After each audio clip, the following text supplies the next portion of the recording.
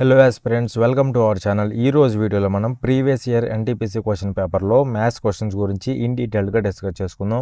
ఇది వచ్చేసి part 3 video అనమాట. దీనికి సంబంధించిన పార్ట్ 1 అలాగే పార్ట్ 2 వీడియో లింక్స్ అనేవి డిస్క్రిప్షన్లో ప్రొవైడ్ చేశాను, అలాగే కామెంట్ బాక్స్లో కూడా పిన్ చేశాను. ఒకవేళ మీకు కావాలనుకుంటే ప్లేలిస్ట్కి వెళ్ళి ఒకసారి చెక్ చేయండి, అక్కడ కూడా అవైలబుల్గా ఉంటాయి అనమాట.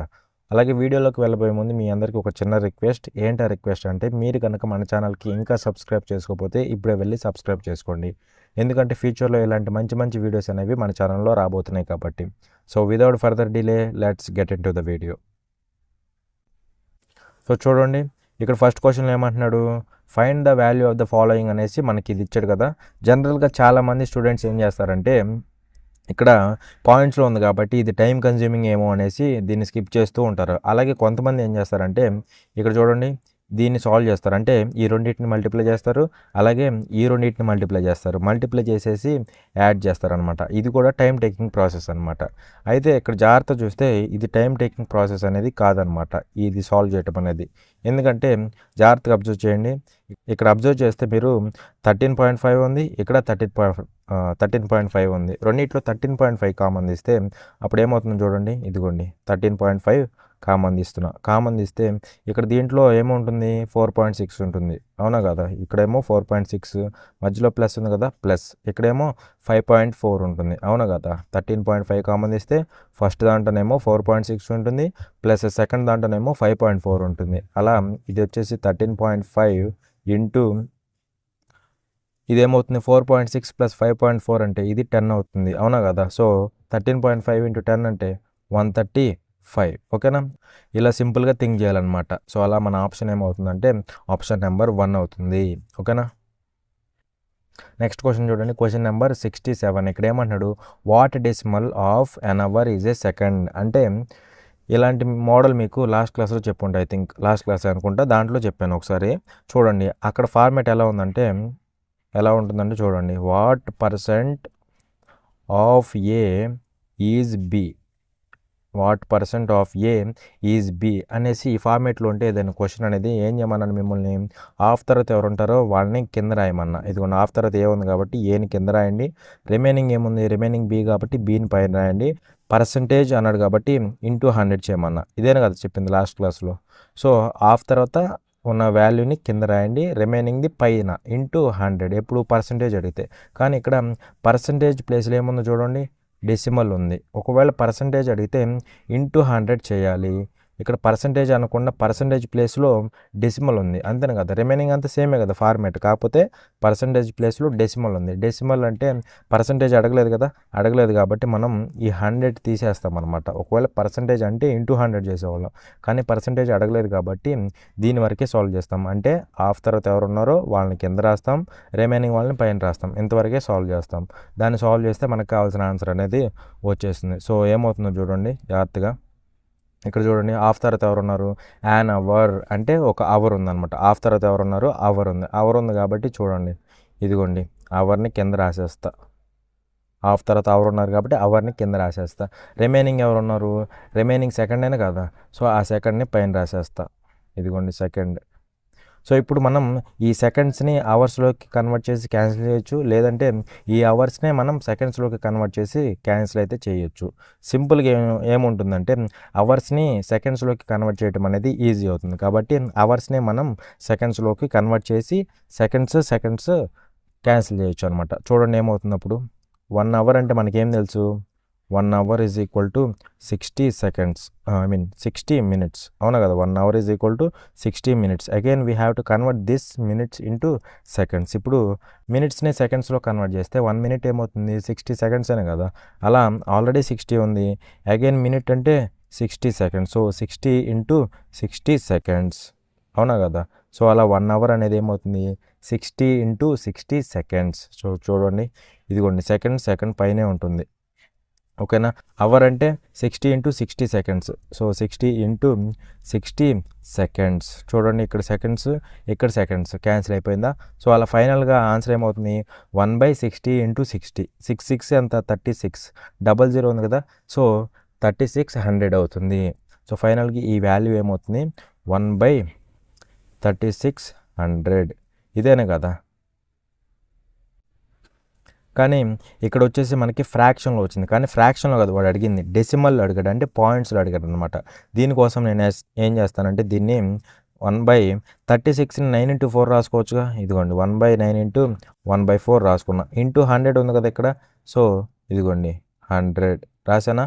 సింపుల్గా మళ్ళీ దీన్ని సాల్వ్ చేస్తే మళ్ళీ ఇదే వచ్చేది, 9 4 36 × 100, అలా 1/3600 ఇదే వచ్చేది. ఇక్కడ చూడండి 1/9 అంటే మనకి ఫ్రాక్షన్లో ఏమవుతుందంటే 1/9 అంటే 11.11% అవుతుంది. గుర్తుపెట్టుకోండి, ఫ్రాక్షన్ని 1/9ని ఫ్రాక్షన్లో రాస్తే 11.11% అవుతుంది, which is approximately equal to, ఇక్కడ 0.11 తీసేస్తే అది అప్రాక్సిమేట్గా 11% అయినా కదా. సో 11%, దాన్ని ఎలా రాసుకోవచ్చు, 11/100, ఎందుకంటే పర్సంటేజ్ తీసేస్తే బై 100 రాయాలి, అలా 11% అంటే 11/100. సో 1/9 అనేది ఏమైంది, 11/100 అయింది. మరి రీప్లేస్ చేస్తే ఏమవుతుందో చూడండి జాగ్రత్తగా. 1/9 బదులు 11/100 రాసాం, అవునా కదా. ఇంటూ మనకి 1/4 అంటే ఫ్రాక్షన్లో పర్సంటేజ్లో ఏమవుతుంది, 1/4 అంటే పర్సంటేజ్లో ఎప్పుడైనా గుర్తుపెట్టుకోండి 25% అవుతుంది అనమాట. ఇక్కడ మనం fraction to percentage to fraction values అనేవి తెలుసుకోవాలన్నమాట. ఓకేనా, అవి తెలియకుండా కాంపిటేటివ్ ఎగ్జామ్స్లో క్వశ్చన్స్ అయితే సాల్వ్ చేయలేం. ఓకేనా. సో 1/4 అంటే 25%. 25%ని ఎలా రాసుకోవచ్చు, 25% తీసేస్తే డివైడెడ్ బై 100 అయినా కదా. సో అలా 1/4ని మనం 25/100లా రాసుకోవచ్చు. మరి రీప్లేస్ చేస్తే ఏమవుతుంది చూడండి జాగ్రత్తగా. సో 1/4ని 25/100 రాసుకోవచ్చు లేదా, ఇంటూ 1/100 ఉంది ఆల్రెడీ. సో చూడండి పైన ఏముంది, 11 × 25 × 1, అంటే సింపుల్గా 11 × 25. మరి 25 11s ఏమవుతుంది, 25 11s ఏమవుతుంది అంటే 1 × 25 అంటే 25, 1 × 25 అంటే అగైన్ 25, క్యాలిక్యులేట్ చేస్తే 275. అలా 11 × 25 లేదా 25 × 11 వాల్యూ ఏమవుతుంది, 275 అవుతుంది. అలా పైన ఏమవుతుంది, 275 డివైడెడ్ బై 100 × 100 × 100 అంటే 1 తర్వాత 6 zeros వచ్చేస్తాయి, అవునా కదా. ఇదిగోండి 6 zeros. ఇక్కడ నేనేం చేస్తున్నానంటే 275ని ఇలా రాసుకుంటా, రాయొచ్చు లేదా, 0000275 రాయొచ్చు లేదు, వాల్యూ ఏం మారదు. ఓకేనా. సో చూడండి ఏమవుతుందో, ఇక్కడ 6 zeros డివిజన్ కాబట్టి 6 zeros 1 తర్వాత 6 zeros డివిజన్ కాబట్టి యాక్చువల్గా ఇక్కడ ఉండాల్సిన పాయింట్ అనేది ఏమవుతుందంటే 6 times వెనక్కి మూవ్ అవుతుంది. ఇదిగోండి 1 time 2 times 3 time 4th time 5th time 6th time, అలా 6 times వెనక్కి మూవ్ అవుతుంది అనమాట. అలా పాయింట్ ఎక్కడికి వస్తుంది, ఇదిగోండి ఇక్కడికి వస్తుంది. ఇక్కడికి వస్తే మన ఆన్సర్ ఏమవుతుంది, 0.000275, అవునా కదా. సో అప్పుడు ఏమవుతుందో చూడండి, 0. ఎక్కడికి వస్తుంది పాయింట్ అని గుర్తుపెట్టుకోండి, 0.000275 అవుతుంది ఫైనల్ ఆన్సర్. కానీ ఇక్కడ మనకి ఈ 5 నెగ్లెక్ట్ చేసి మనోడు ఎలా ఇచ్చాడు ఆన్సర్, 0.0027లా ఇచ్చాడు అనమాట. అలా మన ఆప్షన్ అనేది 0.77727, కానీ మనకి ఇక్కడ 5 కూడా వచ్చింది, కాకపోతే నెగ్లెక్ట్ చేశాడు అనమాట. ఓకేనా, ఇలా సింపుల్గా క్యాలిక్యులేట్ చేసుకోవాలి. నెక్స్ట్ క్వశ్చన్ చూడండి, క్వశ్చన్ నెంబర్ 68. ఇక్కడ ఏమంటున్నాడు, the product of the first 6 even numbers is అన్నాడు. అంటే ఈవెన్ నెంబర్స్ ఉంటాయి కదా, అలా ఈవెన్ నెంబర్స్ అనేవి ఫస్ట్ 6 ఉంటాయి చూసారా, వాటి యొక్క ప్రోడక్ట్ ఏంటో ఫైండ్ అవుట్ చేయమంటున్నాడు. జనరల్గా ఈవెన్ నెంబర్స్ ఎక్కడి నుంచి స్టార్ట్ అవుతాయి, 2 నుంచేనే కదా. 2 నుంచి ఎలా ఉంటాయి, 2 4 6 అలా 2 పెరుక్కుంటూ వెళ్తాయి అనమాట. ఫస్ట్ ఈవెన్ నెంబర్ వచ్చేసి 2 అవుతుంది, నెక్స్ట్ది 4, నెక్స్ట్ది 6, నెక్స్ట్ది 8, నెక్స్ట్ 10, అలా ఎన్నంట ఫస్ట్ 6 అనమాట. ఆల్రెడీ ఇక్కడ 5 అయిపోయినాయి, నెక్స్ట్ వచ్చేది 12. అలా ఈ ఫస్ట్ 6 ఈవెన్ నెంబర్స్ అనమాట. ఇవి ఏంటి, ఫస్ట్ 6 ఈవెన్ నెంబర్స్. అయితే వీటి యొక్క ప్రోడక్ట్ అడుగుతున్నాడు. ఇదిగోండి ప్రోడక్ట్ అంటే మల్టిప్లికేషన్ అని కాదా, ఇదిగోండి. అయితే ఇక్కడ దీన్ని సాల్వ్ చేసుకుంటూ కూర్చుంటే మనకి టైం అయిపోతుంది అనమాట. అయితే మనం ఏం చేద్దామంటే సింపుల్గా లాస్ట్ డిజిట్ వెరిఫై చేసేసి మనం ఆన్సర్ అయితే తీసుకొద్దాం. ఎలా అంటే జాగ్రత్త చూడండి, ఇక్కడ 2 4s ఏమవుతుంది, 8 అవుతుంది, అవునా కదా. అంటే లాస్ట్ డిజిట్ 8 అయిపోయింది. మళ్ళీ ఇది వెళ్ళేసి 6తో మల్టిప్లై అవుతుంది, ఇది వెళ్ళి 6తో మల్టిప్లై అవుతుంది. 8 × 6 అంటే 48, 8 6 48, అంటే లాస్ట్ డిజిట్ ఇక్కడ 8 వచ్చింది. అంటే సింపుల్గా చూడండి, లాస్ట్ డిజిట్ ఎంత, 8 × 6 అంటే 48, 48లో లాస్ట్ డిజిట్ 48లో లాస్ట్ డిజిట్ ఏంటంటే 8, అవునా కదా. అగైన్ ఇది వెళ్ళి మళ్ళీ 8తో మల్టిప్లై అవుతుంది కదా. మల్టిప్లై అయినప్పుడు 8 8 ఎంత 64. 64లో లాస్ట్ డిజిట్ ఏమవుతుంది 4 అని కదా. 64లో లాస్ట్ డిజిట్ 4. ఇది వెళ్ళేసి ఇక్కడ 10 వదిలేసేయండి. ఇది వెళ్ళేసి 12తో మల్టిప్లై అవుతుంది. 12తో మల్టిప్లై అవుతుందంటే దీంట్లో లాస్ట్ డిజిట్ ఏంటి 2, ఇక్కడేమో లాస్ట్ డిజిట్ 4. మరి 4 × 2 అంటే 8. అలా టోటల్గా ఇవన్నీ మల్టిప్లై అయితే 10 కాకుండా ఇవన్నీ మల్టిప్లై అయితే మనకు ఒక ఫైనల్ ఆన్సర్ వస్తుంది కదా. ఆన్సర్లో లాస్ట్ డిజిట్ అనేది 8 అవుతుంది. ఓకేనా. అయితే ఇక్కడ వచ్చిన ఈ ఆన్సర్ అనేది ఏమవుతుందంటే మళ్ళీ వెళ్ళి ఇక్కడ 10తో మల్టిప్లై అవుతుంది. మరి 10తో మల్టిప్లై అయిందంటే ఖచ్చితంగా 0 వచ్చేసి ఇక్కడ కూర్చుంటుంది, అవునా కదా. 10తో మల్టిప్లై అవుతుందంటే 0 వచ్చేసి ఇక్కడ కూర్చుంటుంది. అంటే ఫైనల్గా మనకు కావాల్సిన ఆన్సర్లో ఫస్ట్ రైట్ సైడ్ నుంచి 0 ఉండాలి, 0కి ముందు 8 ఉండాలి. 0 ఉండి దాని ముందు 8 ఉన్న ఆన్సర్ అనేది మన ఆన్సర్ అవుతుంది. చూడండి 0 ఉంది, దాని ముందు 8 ఉందా, లేదు అంటే రాంగ్ ఆన్సర్. 0 ఉంది, దాని ముందు 8 ఉందా, రాంగ్ ఆన్సర్. 0 ఉంది, దాని ముందు 8 ఉందా, లేదు కదా, రాంగ్ ఆన్సర్. ఇక్కడ చూడండి 0 ఉంది, దాని ముందు 8 కూడా ఉంది, ఇదిగోండి ఇది రైట్ ఆన్సర్ అనమాట. ఓకేనా. ఇలా సింపుల్గా లాస్ట్ 2 డిజిట్స్ని వెరిఫై చేసి మనం ఆన్సర్ అయితే పెట్టేసాం. అంతేగాని దీన్ని సాల్వ్ చేసుకుంటూ కూర్చున్నాం అనుకోండి మనకి టైం అనేది సరిపోదు అనమాట. ఓకేనా.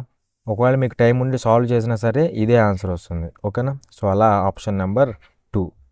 సో ఇక్కడ చూడండి క్వశ్చన్ నెంబర్ 70లో ఏమంటున్నాడు, సింప్లిఫై ద ఫాలోయింగ్ అనేసి మనకి ఇది ఇచ్చాడు కదా. ఇక్కడ చూస్తే మీరు ఇక్కడ మనకి మిక్స్డ్ ఫ్రాక్షన్స్ ఉన్నాయి చూసారా. ఈ మిక్స్డ్ ఫ్రాక్షన్స్ని ఫస్ట్ ఆఫ్ ఆల్ మనం ఫ్రాక్షన్స్లోకి కన్వర్ట్ చేయాలంటే చూడండి 9 × 5 అంటే 9 5 45 + 3 ఏమవుతుంది 48 అవుతుంది. సో 48/9 డివైడెడ్ బై ఇక్కడ 4 3 12 + 1 ఏమవుతుంది 13/4 ఉంది.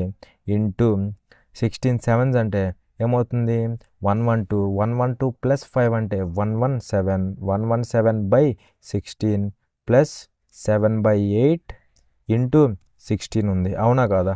సో చూడండి ఇక్కడ జాగ్రత్త చూస్తే ఇదేమవుతుంది 48/9. ఇక్కడ నేను ఒకవేళ ఇంటూ పెట్టాను అనుకోండి, ఇంటూ పెడితే దీని పక్కన ఉన్న ఈ 13/4 అనేది ఏమవుతుందంటే రెసిప్రోకేట్ అవుతుంది, అంటే తలక్రిందులు అవుతుంది అనమాట. 13/4 కాస్త ఏమవుతుంది 4/13 అవుతుంది. ఎప్పుడు ఒకవేళ ఈ డివైడెడ్ బై తీసేసి నేను ఇంటూ రాసినప్పుడు చూడండి, ఇంటూ రాశాను అనుకోండి ఇదేమవుతుంది రివర్స్ అవుతుంది, అప్పుడు 4/13 అవుతుంది, అవునా కదా. ఇంటూ 117/16 ప్లస్ ఇక్కడ చూడండి 8 1s 8 2s అలా 7 × 2 అంటే 14 కదా. ఇదిగోండి చూడండి ఇక్కడ చూడండి జాగ్రత్తగా 4 టైమ్స్ పోతుంది, 4 1s 4 12s 13 1s 13 9s ఇదిగోండి 9 9 క్యాన్సిల్ అవుతుంది. అలా ఫైనల్గా అన్నీ క్యాన్సిల్ అయిపోయి మనకి 12 మాత్రమే మిగిలింది, అవునా కదా. ఇక్కడ 12 ప్లస్ ఇక్కడ ఎంత ఉంది 14, అలా 12 + 14 అంటే 26 అవుతుంది. ఓకేనా. So which is option number 2. ఇలా సాల్వ్ చేసుకోవాలన్నమాట. యాక్చువల్గా దీన్ని ఎలా సాల్వ్ చేస్తామంటే బై యూజింగ్ బాడ్మాస్ రూల్. ఈ బాడ్మాస్ రూల్ని యూజ్ చేసి చేస్తామన్నమాట. ఓకేనా. నెక్స్ట్ క్వశ్చన్ చూడండి, క్వశ్చన్ నెంబర్ 77. ఇక్కడ ఏమంటున్నాడు ఏబిసిడి ఈజ్ ఏ ప్యారలలోగ్రామ్ అంటున్నాడు. ఏబిసిడి అనేది ఒక ప్యారలలోగ్రామ్ అంట. ఇది వచ్చేసి ఒక ప్యారలలోగ్రామ్ అయినా కాదా. సో ఇది నేమింగ్ ఏంటంట ఏబిసిడి. ఇదిగోండి ఏబి, ఇదిగోండి సిడి. ఓకేనా. ఇక్కడ ఈ నేమింగ్ రాంగ్ ఎందుకు కొట్టేసానంటే జాగ్రత్తగా చూడండి. ఇక్కడ సిడి కదా ఇచ్చింది మనం చూడండి. ఇక్కడ ఏ తర్వాత ఏముంది బి ఉంది, ఇదిగోండి ఏ తర్వాత బి ఉంది, తర్వాత బి తర్వాత ఏముంది సి ఉండాలి. కానీ ఇక్కడ బి తర్వాత మనం ఏం రాసాం డి రాసాం. ఓకేనా. ఇలా రాయకూడదు అనమాట. ఒకవేళ రాస్తే నెక్స్ట్ మిస్టేక్ తప్పేమవుతుందో చూడండి, లాస్ట్లో చెప్తాను, జాగ్రత్తగా అబ్జర్వ్ చేయండి. నేమింగ్ అనేది బి తర్వాత ఏముంది సి ఉంది, సి ఇది డి ఇలా ఇవ్వాలన్నమాట. ఏ తర్వాత బి, బి తర్వాత సి, సి తర్వాత డి అలా నేమింగ్ అయితే ఇవ్వాలి. ఒకవేళ ఇందాక ఇచ్చినట్టు మనం ఇక్కడ సి ఇక్కడ డి ఇస్తే మిస్టేక్ ఏమవుతుందో లాస్ట్లో చెప్తాను చూడండి. ఇదిగోండి ఏమి ఇచ్చాడు మనకి angle A is equal to x+20 ఇచ్చాడు. ఇది ఈ ప్యారలలోగ్రామ్లో యాంగిల్ ఏ ఇచ్చాడు మనకి ఎంతంట x+20 డిగ్రీస్. అలాగే ఇంకేమి ఇచ్చాడు యాంగిల్ సి కూడా ఇచ్చాడు. ఎంత ఇచ్చాడు 3x - 10 ఇచ్చాడు. ఇదిగోండి యాంగిల్ సి అంటే ఇదేనా కదా. ఎంత ఇచ్చాడు మనకి యాంగిల్ సి ఎంత 3x - 10 డిగ్రీస్. అయితే ఏమన్నాడు the value of X is అంటే ఎక్స్ వాల్యూ ఫైండ్ అవుట్ చేయమన్నాడు సింపుల్గా. ఇక్కడ మనకి ప్యారలలోగ్రామ్లో ఒక లైక్ ప్రాపర్టీ అనేది ఉంటుందన్నమాట. ఏంటి ఆ ప్రాపర్టీ అంటే ఆపోజిట్ యాంగిల్స్ అనేవి ఈక్వల్గా ఉంటాయన్నమాట. ఓకేనా. ఇక్కడ చూస్తే యాంగిల్ ఏ, యాంగిల్ సి రెండు ఆపోజిట్గా ఉన్నాయి. ఆపోజిట్ కాబట్టి ఈ రెండు ఈక్వల్ అవుతాయి. ఇన్ ద సేమ్ వే మీరే చెప్పండి, యాంగిల్ డి, యాంగిల్ బి ఈ రెండు ఎలా ఉన్నాయి? ఆపోజిటేనే కదా. సో ఈ రెండు కూడా ఈక్వల్ అవుతాయి. ఇది వచ్చేసి ప్యారలలోగ్రామ్ యొక్క ప్రాపర్టీ అనమాట. మరి ఈ రెండు ఆపోజిట్గా ఉన్నాయి కాబట్టి ఈ రెండింటిని ఈక్వల్ చేసి మనం ఎక్స్ వాల్యూ ఫైండ్ అవుట్ చేయొచ్చా లేదా? సో చూడండి, ఈక్వల్ చేస్తే X plus 20 degrees is equal to 3x minus 10 degrees. అవునా కదా. ఈ ఎక్స్ ఇటు పెట్టండి, ఈ -10 అటు పెట్టుకోవాలండి. ఈ ఎక్స్ ఇటు వస్తే ఏమవుతుంది? 3x మైనస్ ఎక్స్ అవుతుంది. అవునా కదా. 3x ఇటు వచ్చేసి -x అవుతుంది. అలా 2x అవుతుంది ఇటు సైడ్. ఈ -10 అటు వెళ్తే ఏమవుతుంది? +10 అవుతుంది. ఇక్కడ ఉన్న 20 + 10 అప్పుడు ఏమవుతుంది? 30 degrees అవుతుంది. అవునా కదా. సో 2 1 టైం పోతుంది, 2 15 టైమ్స్ పోతుంది. అలా x equal to 15 degrees. x equal to 15 degrees which is option number 1. ఇందాక మిస్టేక్ చెప్తానన్నా కదా. ఒకవేళ నేను గనక ఈ సి బదులు ఇక్కడ డి ఇచ్చేసి ఇక్కడ సి ఇచ్చి ఉంటే మనకి ఏసీ అనేవి ఎలా ఉండేవి? ఆపోజిట్గా ఉంటాయా? ఉండవు కాబట్టి ఈ రెండు ఈక్వల్ చేయడానికి నాకు కుదిరేది కాదు. అందుకనే నేమింగ్ అనేది క్లియర్గా ఇచ్చుకోవాలన్నమాట. ఓకేనా. చూడండి, ఇక్కడ క్వశ్చన్ నెంబర్ 80లో ఏమంటున్నాడు? Which of the following fractions are in ascending order. అంటే సింపుల్గా ఇక్కడున్న ఆప్షన్స్లో ఏ ఆప్షన్లో ఫ్రాక్షన్స్ అనేవి అసెండింగ్ ఆర్డర్లో ఉన్నాయనేసి అడుగుతున్నాడు అనమాట. జాగ్రత్త చూడండి, ఇక్కడ మనకి ఫస్ట్ ఆప్షన్లో ఉన్న ఫ్రాక్షన్సే ఇక్కడ ఉన్నాయి, ఇక్కడ ఉన్నాయి, ఇక్కడ ఉన్నాయి. అంటే 4 ఆప్షన్స్లో కూడా ఫ్రాక్షన్స్ సేమ్ కొన్ని, కాకపోతే ఏ ఆప్షన్లో ఆ ఫ్రాక్షన్స్ అనేవి అసెండింగ్ ఆర్డర్లో ఉన్నాయనేసి అడుగుతున్నాడు అనమాట. సో ఇవి మనకున్న ఫ్రాక్షన్స్. అయితే ఇప్పుడు మనం ఏం చేయాలంటే వీటిల్ని అసెండింగ్ ఆర్డర్లో అరేంజ్ చేయాలన్నమాట. అసెండింగ్ ఆర్డర్ అంటే ఏంటి? Increasing order. అంటే లీస్ట్ వాల్యూ నుంచి లోయెస్ట్ వాల్యూ అనుకోండి, లేదంటే లోయెస్ట్ వాల్యూ నుంచి హైయెస్ట్ వాల్యూకి ఇలా లోయెస్ట్ వాల్యూ నుంచి ఇలా ఇంక్రీజ్ చేసుకుంటూ హైయెస్ట్ వాల్యూ వరకు ఇలా ఆర్డర్లో పెట్టామనుకోండి, ఆ ఆర్డర్ని మనం ఏమంటామంటే ascending order. Or else we can say it as increasing order. అంటే ఫస్ట్ లీస్ట్ వాల్యూ ఉంటుంది, తర్వాత ఇంక్రీజ్ అవుతూ వెళ్ళి లాస్ట్కి హైయెస్ట్ వాల్యూ ఉంటుంది. అలాంటి ఆర్డర్ని మనం ఏమంటామంటే అసెండింగ్ ఆర్డర్ అంటాం. ఫస్ట్ ఆఫ్ ఆల్ వీటిని అసెండింగ్ ఆర్డర్లో అరేంజ్ చేయాలంటే మనకి వీటిల్లో ఈ ఫ్రాక్షన్స్లో ఏది పెద్ద ఫ్రాక్షను, ఏది చిన్న ఫ్రాక్షను అలా తెలిసినప్పుడు మాత్రమే మనం అసెండింగ్ ఆర్డర్లో పెట్టగలం అన్నమాట. ఓకేనా. మరి తెలుసుకోవాలంటే మనకు ఒక ట్రిక్ అయితే ఉంది. ఆ ట్రిక్ ఎప్పుడు పనిచేస్తుందంటే మనకి న్యూమరేటర్ అనేది ట్రిక్ ఉందన్న కదా. ఆ ట్రిక్ అనేది ఎప్పుడు పనిచేస్తుందంటే when numerator is less than denominator. అంటే ఇవే కదా న్యూమరేటర్స్. ఈ న్యూమరేటర్స్ అనేవి ఈ డినామినేటర్స్ కంటే చిన్నగా ఉన్నప్పుడు మాత్రమే మనకి ఈ ట్రిక్ అనేది ఉపయోగపడుతుంది. చూడండి, ఇక్కడ 16 అనేది 19 కంటే తక్కువ ఉందా లేదా? అంటే న్యూమరేటర్ లెస్ దాన్ డినామినేటర్. అలా ఈచ్ అండ్ ఎవ్రీ ఫ్రాక్షన్లో న్యూమరేటర్ అనేది డినామినేటర్ కంటే తక్కువ ఉంది. తక్కువ ఉన్నప్పుడు మాత్రమే ఈ ట్రిక్ అనేది యూజ్ చేయాలన్నమాట. చూడండి, ఇప్పుడు ఏం చేస్తామంటే సింపుల్గా డిఫరెన్స్ తీసుకోండి. న్యూమరేటర్కి డినామినేటర్కి డిఫరెన్స్ ఎంత? 3. ఇక్కడ డిఫరెన్స్ ఎంత? 3. ఇక్కడ డిఫరెన్స్ ఎంత? ఈ రెండింటికి 6. ఇప్పుడు ఏం చేస్తారంటే ఈ డిఫరెన్స్ల యొక్క ఎల్సిఎం తీసుకోండి. అంటే 3కి 3కి 6కి వీటి యొక్క ఎల్సిఎం తీసుకోండి. ఎల్సిఎం ఏమవుతుంది? 3కి 6కి 6 అయినా కదా.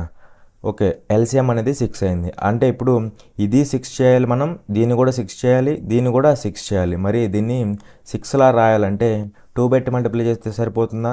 మరి 2 పెట్టి మల్టిప్లై చేయండి. ఇదిగోండి నేను ఇక్కడ మల్టిప్లై చేస్తున్నా ఇంటూ 2. ఎందుకోసం అంటే ఎల్సిఎం 6 కదా, ఇది 6 ఉండాలి, ఇది 6 ఉండాలి, ఇది కూడా 6 ఉండాలి. మరి ఇది 6 ఉండాలంటే దీన్ని కూడా 2 పెట్టి మల్టిప్లై చేయాలి. ఇది 6 ఉంది కాబట్టి 1 పెట్టి మల్టిప్లై చేస్తే ప్రాబ్లం ఏం లేదు. ఓకేనా. అలా చేయాలన్నమాట. ఇప్పుడు ఏం చేయాలంటే చూడండి, 16 ఇంటూ 2 ఏమవుతుంది? 16 2s are 32. 16 2s 32 అవుతుంది. 14 2s 28 అవుతుంది. 12 1s 12 అవుతుంది. ఓకేనా. ఇప్పుడు ఈ నెంబర్స్ ఎలా ఉంటాయో వాటి ఎదురు ఉన్న ఈ ఫ్రాక్షన్స్ కూడా అలానే ఉంటాయి. సపోజ్ ఇక్కడ ఉన్న వాటిల్లో హైయెస్ట్ నెంబర్ ఏంటి? 32 అయినా కదా. 32 హైయెస్ట్ నెంబర్ కాబట్టి దాని ఎదురు ఉన్న ఈ 16/19 అనేది కూడా ఉన్న వాటిల్లో ఇదే హైయెస్ట్ ఫ్రాక్షన్ అవుతుంది. ఓకేనా. ఇప్పుడు మీరే చెప్పండి, ఉన్న వాటిల్లో 12 అనేది లోయెస్ట్ నెంబర్. అప్పుడు 12 అనేది లోయెస్ట్ నెంబర్ కాబట్టి దీని ఎదురు ఉన్న ఈ ఫ్రాక్షన్ ఏమవుతుంది? ఉన్న ఫ్రాక్షన్స్లో ఇదే లోయెస్ట్ ఫ్రాక్షన్ అవుతుంది. అలా ఈ నెంబర్స్ ఎలా ఉంటాయో ఈ ఫ్రాక్షన్స్ కూడా అలానే ఉంటాయి అన్నమాట. ఇప్పుడు చెప్పండి, ఒకవేళ ఈ నెంబర్స్ని నేను అసెండింగ్ ఆర్డర్లో రాసా, అంటే ఇంక్రీజింగ్ ఆర్డర్లో రాసా, అప్పుడు ఆటోమేటిక్గా వాటి ఎదురు ఉన్న ఫ్రాక్షన్స్ కూడా ఏమవుతాయి, అసెండింగ్ ఆర్డర్లోకి వచ్చేస్తాయి. అవునా కదా? ఎందుకంటే ఈ నెంబర్స్ ఎలా ఉంటాయో ఫ్రాక్షన్స్ కూడా అలానే ఉంటాయి. అంటే ఇవి ఏ ఆర్డర్లో ఉంటాయో ఇవి కూడా అవే ఆర్డర్లో ఉంటాయి అన్నమాట. చూడండి, ఇప్పుడు అసెండింగ్ ఆర్డర్ అంటే ఫస్ట్ లోయెస్ట్ వాల్యూ అని చెప్పా. ఉన్న వాటిలో లోయెస్ట్ ఏంటి, 12. తర్వాత ఇంకొంచెం పెద్దది ఏంటి, 28. ఆ తర్వాత ఇంకొంచెం పెద్దది 32. This is called ascending order. చూడండి, ఇంక్రీజ్ అవుతూ వెళ్ళింది. సో ఇంక్రీజింగ్ ఆర్డర్నే మనం అసెండింగ్ ఆర్డర్ అంటాం.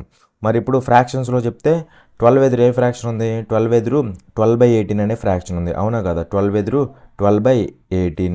తర్వాత 28 ఎదురు 14/17 ఉంది. ఇదిగోండి 14/17. తర్వాత 32 ఎదురేముంది, 16/19. ఇదిగోండి 16/19. ఇలా 12/18, 14/17, 16/19. This is called ascending order. ఓకేనా? ఫస్ట్ ఆఫ్ ఆల్ మళ్ళీ ఒకసారి చెప్తే జాగ్రత్త చూడండి. ఫస్ట్ ఏం చేసాం, డిఫరెన్స్ తీసుకున్నాం. ఇది ఎప్పుడు ఉపయోగపడుద్ది అన్నాను, న్యూమరేటర్ అనేది డినామినేటర్ కంటే చిన్నగా ఉన్నప్పుడు. ఓకేనా? సో డిఫరెన్స్ తీసుకుంటే 3, ఇక్కడ డిఫరెన్స్ 3, ఇక్కడ డిఫరెన్స్ 6. ఓకేనా?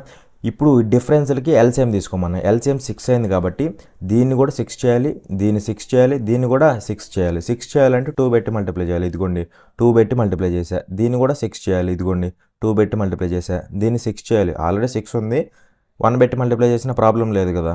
సో దీన్ని 1 పెట్టి మల్టిప్లై చేసా. మల్టిప్లై చేస్తే ఇదేమైంది, 32 అయింది. ఇదేమో 28 అయింది. ఇదేమో 12 అయింది. అవునా కదా? సో ఉన్న వాటిల్లో 32 హైయెస్ట్ కాబట్టి దాని ఎదురు ఫ్రాక్షన్ అనేది హైయెస్ట్ అవుతుంది.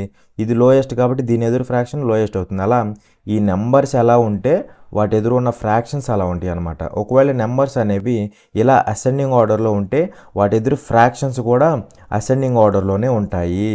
ఇక్కడ నెంబర్స్ అసెండింగ్ ఆర్డర్లో ఉన్నాయి కదా, నెంబర్స్ అసెండింగ్ ఆర్డర్లో ఉన్నాయి కాబట్టి వాటి ఎదురు ఫ్రాక్షన్స్ కూడా అసెండింగ్ ఆర్డర్లోనే ఉన్నాయి. వాడు అడిగింది కూడా అదే, ఏ ఆప్షన్లో మనకి ఫ్రాక్షన్స్ అనేవి అసెండింగ్ ఆర్డర్లో ఉన్నాయని అడిగాడు. అవునా కదా? ఏ ఆప్షన్లో ఫ్రాక్షన్స్ అనేవి అసెండింగ్ ఆర్డర్లో ఉన్నాయనేసి అడిగాడు అనమాట. చూడండి మరి ఏ ఆప్షను, ఇదిగోండి ఆప్షన్ నెంబర్ 2. చూడండి 12/18 ఉంది ఫస్ట్, తర్వాత 14/17 ఉంది ఆప్షన్లో, తర్వాత 16/19. అలా చేసుకోవాలన్నమాట. ఓకేనా? ఇది కీ పాయింట్ ఇక్కడ. ఇది చూసుకోకుండా చేసినా సరే మనకి బ్యాండ్ పడిద్ది. నెక్స్ట్ క్వశ్చన్ చూడండి, క్వశ్చన్ నెంబర్ 81. ఇక్కడ ఏమంటున్నాడు, given that A is equal to √4 find the value of the following అనేసి మనకి ఇది ఇచ్చాడు అనమాట. అయితే ఏ వాల్యూ ఎంత ఇచ్చాడు, √4 ఇచ్చాడు. ఇక్కడ కాంప్లికేట్ చేయడానికి వాడు ఏం చేశాడంటే, √4 అంటే ఏం లేదు, ఇది పెద్ద విషయం కాదు, √4 అంటే అంత 2 అని కదా. కానీ వీడు కాంప్లికేట్ చేయడానికి ఏం చేశాడంటే √4 అని ఇచ్చాడు. 2ని కాస్త √4 ఇచ్చాడు. అలాగే ఇక్కడ కూడా ఇచ్చాడు చూడండి, ఇది 3 √9 అంటే, కానీ వీడేం చేశాడు √9 అని ఇచ్చాడు. ఎందుకంటే చాలామంది కన్ఫ్యూజ్ అయిపోతారు అనమాట. అందుకే వీడు కాంప్లికేట్ చేయడానికి అలా ఇచ్చాడు.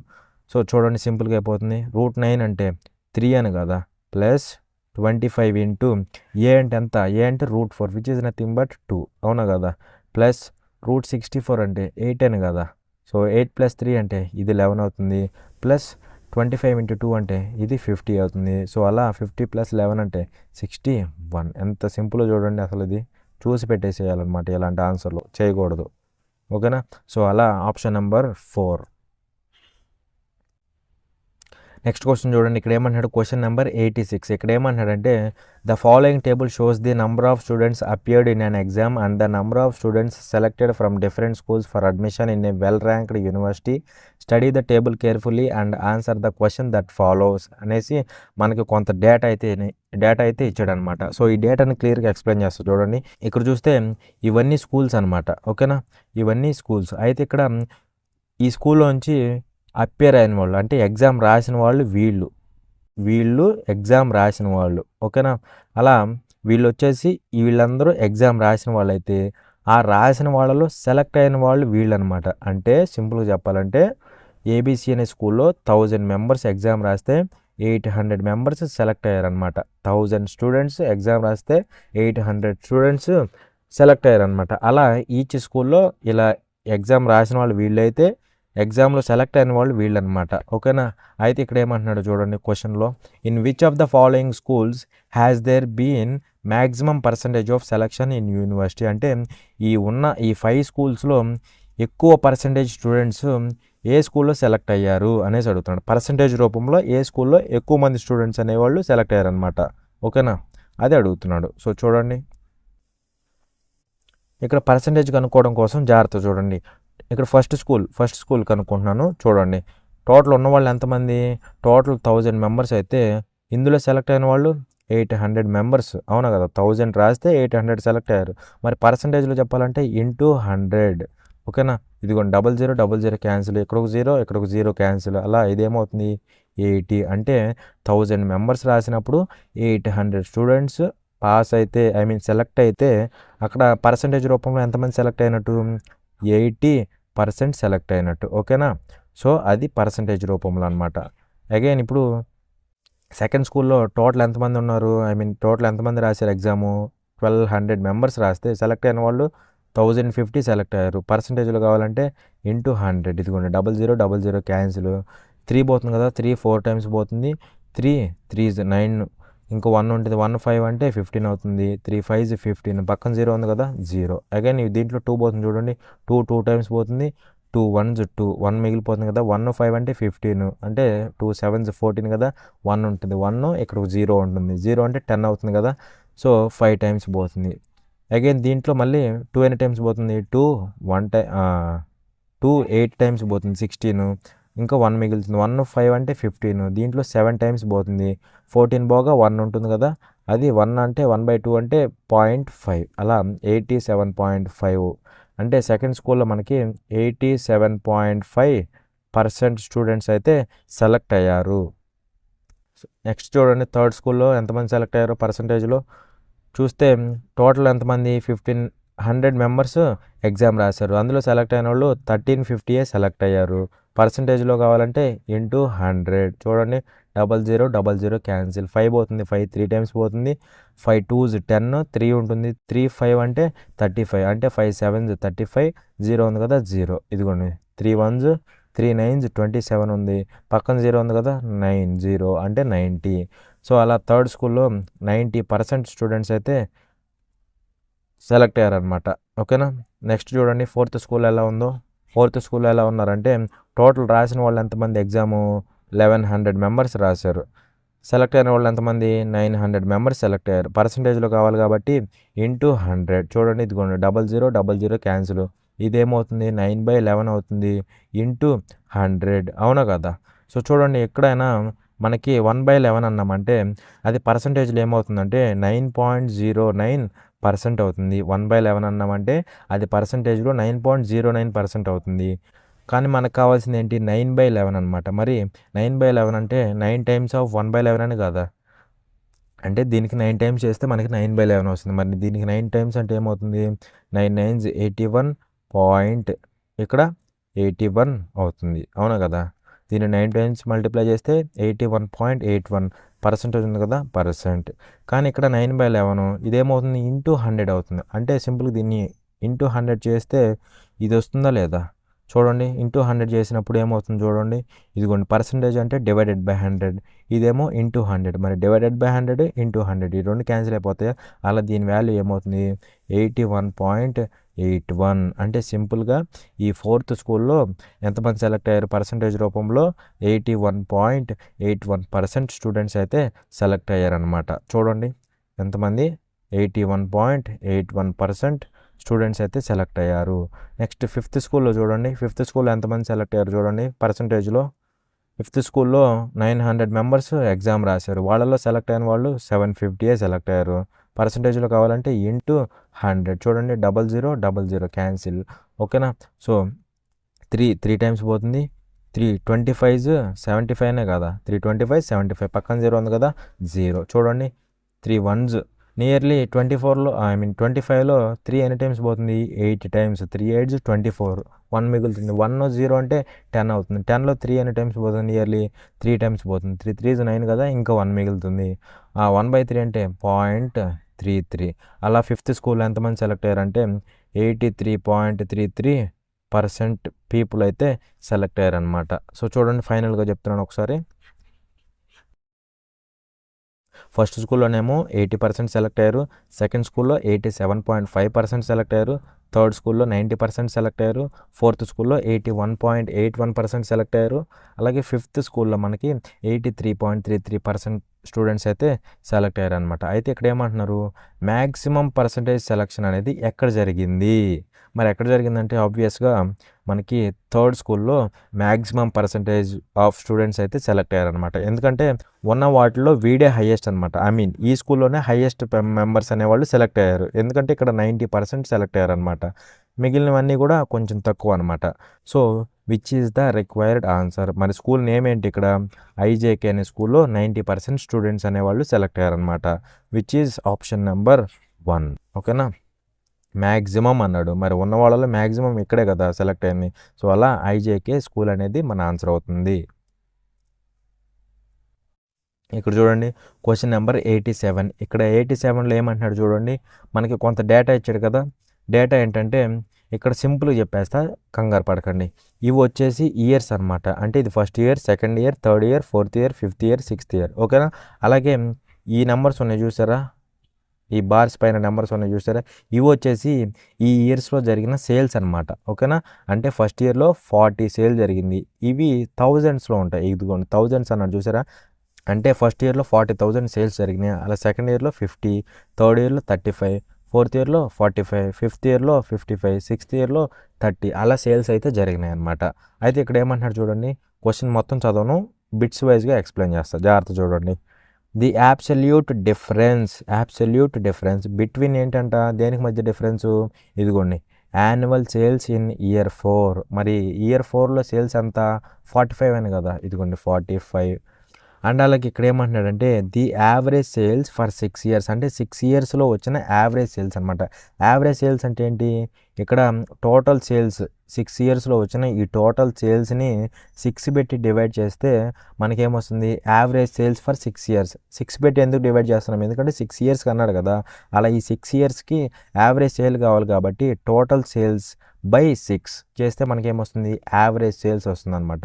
మరి ఈ టోటల్ ఏమవుతుందో చూడండి, సేల్స్ యొక్క టోటల్ 40 + 50, ఈ రెండు కలిపితే 90 వస్తుంది. ఈ రెండు కలిపితే 45, 35, ఈ రెండు కలిపితే 80 వస్తుంది. అలా ఈ రెండు కలిపితే 90 + 80 అంటే 170. ఇక్కడ ఒక 30 ఉంది. అలా ఇక్కడ వరకు 200 అయిపోతుంది.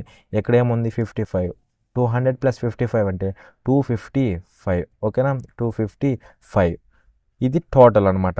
ఐ మీన్ ఈ సమ్ ఆఫ్ సేల్స్ అనమాట ఇది. కానీ మనకు కావాల్సింది ఏంటి, యావరేజ్ సేల్స్ ఫర్ 6 ఇయర్స్. ఈ 6 ఇయర్స్లో వచ్చిన యావరేజ్ సేల్స్, యావరేజ్ కాబట్టి బై 6 చేస్తే సరిపోతుందా లేదా, చూడండి ఇప్పుడు ఏమవుతుందో. ఇక్కడ ఏమంటున్నాడు, డిఫరెన్స్ అంటున్నాడు. యాబ్సల్యూట్ డిఫరెన్స్ అంటే సింపుల్గా ఈ రెండింటికి మధ్య ఉన్న యాబ్సల్యూట్ డిఫరెన్స్ అనమాట. యాబ్సల్యూట్ డిఫరెన్స్ అంటే ఏం లేదు, పాజిటివ్ డిఫరెన్స్ అనమాట. Absolute difference is nothing but positive difference. చూడండి, మరి ఈ రెండింటికి మధ్య పాజిటివ్ డిఫరెన్స్ రావాలంటే దీంట్లోంచి ఇది తీసేయాలా లేదా దీంట్లోంచి ఇది తీసేయాలా, జాగ్రత్త చూడండి. ఇక్కడ 255/6 అంటే ఇది కొద్దిగా పెద్ద వాల్యూ వస్తుంది. దేంతో పోలిస్తే 45తో పోలిస్తే మరి ఇది పెద్దది, ఇది చిన్నది. మరి పాజిటివ్ డిఫరెన్స్ రావాలంటే ఈ పెద్ద వాల్యూలో నుంచి ఇది తీసేస్తే మనకి పాజిటివ్ డిఫరెన్స్ వస్తుంది, అంతేనా కదా. సో అలా దీంట్లోంచి ఇది తీసేయాలి, అప్పుడు అది యాబ్సల్యూట్ డిఫరెన్స్ అవుతుంది. సో చూడండి, తీసేస్తే ఏమవుతుంది చూడండి, 255/6 - 45 ఇది ఈ రెండింటికి మధ్య డిఫరెన్స్.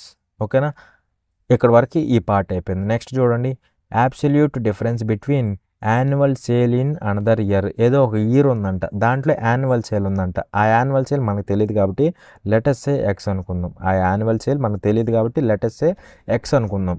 దీనికి అలాగే ఇంకోటి ఏమి ఇచ్చాడు, యావరేజ్ సేల్స్ ఫర్ 6 ఇయర్స్, అంటే 6 ఇయర్స్ యొక్క యావరేజ్ సేల్స్ అనమాట. ఇప్పుడే కదా కనుక్కుంది. ఇది 255/6 అవుతుంది, అంటే 255/6 అనమాట. ఏది ఇది. ఇక్కడ ఏమంటున్నాడు, ఈ రెండింటికి మధ్య యాబ్సల్యూట్ డిఫరెన్స్ అంటే ఇదిగోండి మైనస్ అనమాట.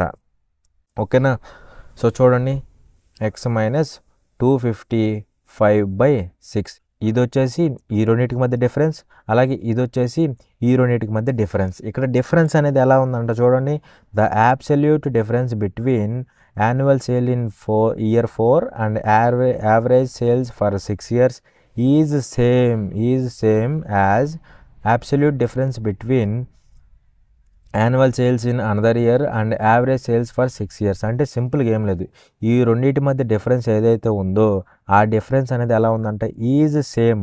దేనికి సేమ్గా ఉందంట, ఈ రెండింటి మధ్య డిఫరెన్స్కి. మరి ఈ రెండింటి మధ్య డిఫరెన్స్ అంటే ఇది, అలాగే ఈ రెండింటి మధ్య డిఫరెన్స్ అంటే ఇది, అవునా కదా. ఈ రెండు ఎలా ఉన్నాయంట, సేమ్గా ఉన్నాయంట, నథింగ్ బట్ ఈక్వల్గా ఉన్నాయి. ఇదన్నమాట దీనికి సంబంధించిన డీటెయిల్స్. ఓకేనా. అయితే ఏమంటున్నాడు, ఈ ఇయర్ ఏదైతే ఉందో ఆ ఇయర్ కనుక్కోమంటున్నాడు. దానికోసం మనం ఏం చేద్దామంటే ఇయర్లో వచ్చిన సేల్ని కనుక్కుందాం. సేల్ అంటే ఎక్స్ వాల్యూ కనుక్కుని ఆ ఇయర్ ఏంటో చెప్పేసేద్దాం. ఓకేనా. సో చూడండి ఏమవుతుందో. ఇది కొద్దిగా ట్రిక్కీ క్వశ్చన్ అనమాట, అందుకే ఎంత టైం తీసుకుంటుంది. చూడండి, ఈ -255/6ని ఇటు తీసుకొస్తే ఏమవుతుంది, +255/6 అవుతుంది, అవునా కదా. 255/6 ఇది కూడా ఇటు వస్తే +255/6 అవుతుంది, అవునా కదా. ఆల్రెడీ -45 ఉంది, ఇక్కడ ఏముంటుంది, ఇది బయటకు వచ్చేస్తే ఎక్సే కదా ఉండేది. సో చూడండి, ఈ రెండింటికి ఎల్సిఎం ఏమవుతుంది, 6 అవుతుంది. ఇక్కడ ఈ రెండింటిని యాడ్ చేయడమే కదా సింపుల్గా, ఎందుకంటే ఇక్కడ 6 ఇక్కడ 6, సింపుల్గా ఈ రెండింటిని యాడ్ చేస్తే సరిపోతుంది అనమాట. చూడండి, ఇక్కడ సపోజ్ ఇది 250 ఇది 250 అనుకుంటున్నా, అప్పుడు 250 + 250 అంటే 500 కదా, 500 అవుతుంది. కానీ ఇక్కడ 5 ఎక్స్ట్రా ఉంది, ఇక్కడ కూడా 5 ఎక్స్ట్రా ఉంది, అలా టోటల్గా 10 ఎక్స్ట్రా ఉంది. ఎంత మీద, 500 మీద, కాబట్టి అది 510 అవుతుంది, అవునా కదా. -45 = x. ఓకేనా. సో 6 8s 48 అవుతుంది. 51లో 48 పోతే 3 ఉంటుంది, 3 అను ఇక్కడ ఒక 0 అంటే 30లో 6 ఎన్ని టైమ్స్ పోతుంది, 5 టైమ్స్ పోతుంది. అలా 510లో 6 అనేది 85 టైమ్స్ పోతుంది. 85 - 45 అంటే 40 = x. x అనేది ఏంటి, ఏదో ఒక ఇయర్ అనుకున్నాం కదా, ఈ ఇయర్లో వచ్చిన సేల్ అనమాట. అంటే సేల్ ఎంత వచ్చింది, 40 వచ్చింది. మరి ఆ ఇయర్ ఏంటో చెప్పమన్నాడు. ఇక్కడ చూస్తే ఇక్కడ 40 ఎక్కడ వచ్చిందో చూడండి, ఏ ఇయర్లో మనకి 40 సేల్ వచ్చింది చూడండి. అబ్సల్యూట్లీ ఫస్ట్ ఇయర్లో మనకి 40 సేల్ వచ్చింది. రిమైనింగ్ ఏ ఇయర్లో కూడా మనకి 40 సేల్ రాలేదన్నమాట, అవునా కదా. సో ఈ ఎక్స్ అనేది ఏమవుతుంది, 40 అంటే సేల్ అనేది 40 అవుతుంది, కాబట్టి ఆ ఇయర్ ఏమవుతుంది, ఆ ఇయర్ అనేది ఇయర్ 1 అవుతుంది. ఎందుకంటే ఇయర్ 1లోనే మనకి 40 సేల్ వచ్చింది, మిగతా ఏ ఇయర్స్లో కూడా మనకి 40 సేల్ అయితే రాలేదు. సో అలా year 1 is our option, which is option number 3. అలా సాల్వ్ చేసుకోవాలన్నమాట. ఇది కొద్దిగా ట్రిక్కీ క్వశ్చన్ అడిగాడు. మళ్ళీ ఒకసారి చెప్తూ చూడండి, ఇక్కడ ఏమంటున్నాడు, డిఫరెన్స్ అన్నాడు. డిఫరెన్స్ ఏ రెండింటికి మధ్య, ఇదిగోండి annual sale in 4th year, average sale for 6 years. అంటే ఇదిగో 4th ఇయర్లో యాన్యువల్ సేల్ అంటే ఇది, 6 ఇయర్స్ యొక్క యావరేజ్ సేల్ అంటే ఇది, ఈ రెండింటికి మధ్య డిఫరెన్స్. అలాగే ఇంకోసారి ఏమంటున్నాడు, difference between annual sale in another year. అంటే ఆ సేల్ తెలియదు కాబట్టి లెటర్స్ ఎక్స్ అనుకున్నాం దీనికి. అలాగే ఏమన్నాడు, యావరేజ్ సేల్ ఫర్ 6 ఇయర్స్ అంటే దీనికి. ఇదిగోండి ఈ రెండింటి డిఫరెన్స్, ఈ రెండింటి డిఫరెన్స్ ఎలా ఉందన్నాడు, ఈజ్ సేమ్ అన్నాడు. సేమ్ కాబట్టి ఈక్వల్ చేసాం, ఈక్వల్ చేసి ఎక్స్ వాల్యూ కనుక్కున్నాం. ఎక్స్ వాల్యూ 40 వచ్చింది కాబట్టి ఏ ఇయర్లో మనకి 40 వచ్చింది, ఫస్ట్ ఇయర్లో వచ్చింది కాబట్టి ఇయర్ 1 అనేది మనకు ఆప్షన్ అవుతుంది. అలా చేసుకోవాలన్నమాట. ఓకేనా. నెక్స్ట్ క్వశ్చన్ చూడండి, క్వశ్చన్ నెంబర్ 88. ఇక్కడ ఏమన్నాడు, study the following table carefully and answer the question that follows అనేసి మనకు కొంత డేటా అయితే ఇచ్చాడు అనమాట. ఇప్పుడు ఈ డేటా గురించి నేను చెప్పను. క్వశ్చన్ చూడండి ఏమంటున్నాడు, what is the ratio of expenditure on transport in year 2013 to the total expenditure on transport for all the years. ఇక్కడ ఎక్స్పెండిచర్ ఆన్ ట్రాన్స్పోర్ట్ ఇన్ 2013 అంటే మీనింగ్ ఏంటంటే 2013లో ట్రాన్స్పోర్టేషన్ మీద ఎంత ఖర్చు అయిందో అది అనమాట. ఎక్స్పెండిచర్ ఆన్ ట్రాన్స్పోర్ట్ ఇన్ 2013 అంటే మీనింగ్ ఏంటి, 2013లో ట్రాన్స్పోర్టేషన్కి సంబంధించి ఎంత ఖర్చు అయిందో అది అనమాట. మరి ఇదిగోండి ఇది వచ్చేసి 2013కి సంబంధించిన డేటా. దీంట్లో ట్రాన్స్పోర్టేషన్కి ఎంత ఖర్చు అయింది, అంటే 60 అయినా కదా, అంటే దీని వాల్యూ ఏమవుతుంది, ఇది 60 అవుతుంది, అవునా కదా. అలాగే ఇంకేమన్నాడు చూడండి, total expenditure on transport for all the years. Transport అంటే ఇదేనే కదా, ఇది ఎలా అంట, అన్ని సంవత్సరాలు కలిపి ట్రాన్స్పోర్టేషన్ మీద ఎంత ఖర్చు అయిందో అంటున్నాడు. ఎంత ఖర్చు అయింది అన్ని సంవత్సరాల కంటే, 2012కి 13కి 14కి 15కి. 2012లోనేమో 48 ఖర్చు అయింది, 2013లోనేమో 60 ఖర్చు అయింది ట్రాన్స్పోర్టేషన్ మీద. అలాగే 14లో 71 ఖర్చు అయింది, 15లో 82. అలా ఈ నాలుగిటిని యాడ్ చేస్తే ఏమవుతుంది, టోటల్ ఎక్స్పెండిచర్ ఆన్ ట్రాన్స్పోర్ట్ వస్తుంది. ఎన్నిటికి? ఫర్ ఆల్ ఇయర్స్, అన్ని సంవత్సరాలకు కలిపి ఎక్స్పెండిచర్ ఆన్ ట్రాన్స్పోర్ట్ అయితే వస్తుందన్నమాట. అంటే ట్రాన్స్పోర్టేషన్ మీద పెట్టిన ఖర్చు అనమాట. అలా అన్ని సంవత్సరాలకు కలిపి ఎంత అవుతుందో చూడండి. ఇదిగోండి, ఫస్ట్ ఇయర్లో 48, 2012లో, నెక్స్ట్ ఇయర్ 60 పెట్టాడు, తర్వాత 71, తర్వాత 82, యాడ్ చేస్తే ఏమవుతుంది? 8 to 10 + 1 11 అవుతుంది. 1 క్యారీ, 6 4 10, ఇక్కడ ఒకటి 11, 11 + 7 అంటే 18, 18 + 18 అంటే 18 + 8 అంటే 26. అలా దీని వాల్యూ ఏమవుతుందంటే 261 అవుతుంది. ఓకేనా? మళ్ళీ జాగ్రత్త చెప్తా చూడండి, ఒక్కసారి చూడండి, సింపుల్గా అయిపోతుంది.